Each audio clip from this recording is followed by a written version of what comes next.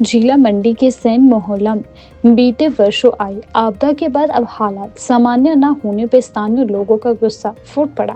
आपदा में हुए भारी नुकसान के बाद भी बुनियादी सुविधाएं बहाल न होने से नाराज ग्रामीणों ने प्रशासन और सरकार के खिलाफ रोष जताया और जल राहत कार्यों की मांग की। ग्रामीणों का कहना है कि आपदा के दौरान मुख्य रास्ता पूरी तरह बह गया, जिससे आज तक आवाजाही में भारी दिक्कतें आ रही हैं। लोगों ने प्रशासन से मांग की है कि रास्ते का निर्माण पक्के और स्थायी तरीके से किया जाए ताकि भविष्य में दोबारा ऐसी परेशानी ना झेलनी पड़े। इस दौरान स्थानीय महिलाओं ने भी अपनी पीड़ा खुलकर रखी। एक महिला ने कहा कि रास्ता पूरी तरह क्षतिग्रस्त हो गया है, हम चाहते हैं कि इसे पक्के तरीके से बनाया जाए। वहीं ग्रामीणों ने बताया कि आपदा के कारण शमशान घाट भी पूरी तरह क्षतिग्रस्त हो गया था। इसके बाद से ग्रामीणों को मजबूरी में हनुमान घाट जाना पड़ता है, जो गाँव से काफी दूर है। ग्रामीणों का कहना है कि शमशान घाट का नष्ट होना न सिर्फ असुविधाजनक है, बल्कि यह उनकी धार्मिक और सामाजिक भावनाओं से भी जुड़ा हुआ मुद्दा है।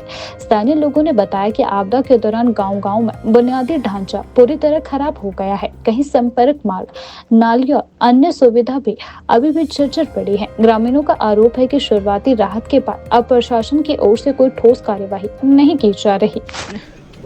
अब तो भाई पहले भी हम बोल चुके और अब तो काम होना चाहिए, बस सेफ्टी हो जाए हमारी। ऊपर बिजली बोर्ड के साथ है खड्ड, सिक्योरिटी खड्ड, वहां से नीचे तक हमारे वो बोलते हैं कंक्रीट के वो डंगे लग जाए आरसीसी, और नीचे शमशान घाट तक डंगे लग जाए और हमारा सैन सेफ्टी में हो जाए और चैन की नींद सो जाए, बस ये बोल रहे हैं हम। और सारे यहाँ को बॉडी भी कोई एक्सपायर होता था तो उसको ले जाते थे हम नीचे जलाने। अब 2023 के बाद अब सारा बंद पड़ा हुआ है सिस्टम। अब कोई नहीं, यहाँ एक पत्थर जैसा भी नहीं लगा रहे कोई। बड़े भारी परेशान होते हैं, वहाँ जाते हैं हम। पर जब कोई एक्सपायर होता तो हनुमान घाट में जाते हैं अब सारे सैंड वाले, बस वहीं जाते हैं। पहले तो वाले के टोटल जितना एरिया वो वही जा रहे हैं, बुजुर्ग आ भी जाते थे। शमशान घाट रहा है, नहीं तो फिर करना क्या, बाड़ी गमाणु जितना भी है मट सैन सारे हनुमान घाट से नहीं दे बताते हैं, बाकी करते कुछ नहीं है।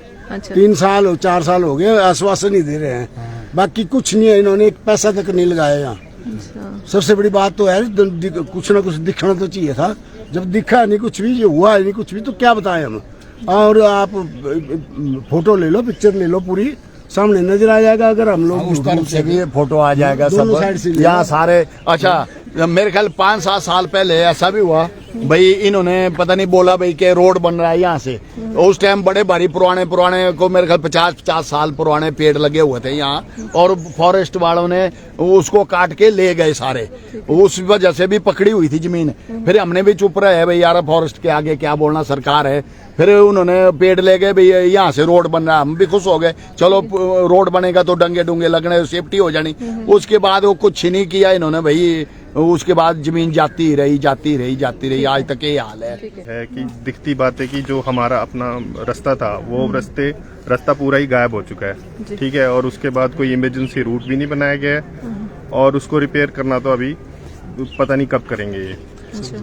और जो था सैंड और मट के एरिया का, वो भी मतलब पूरी तरीके से डिस्ट्रॉयड ही है, और उसका तो मतलब नामोनिशान ही मिट गया, गायब भी हो चुका है, ठीक है।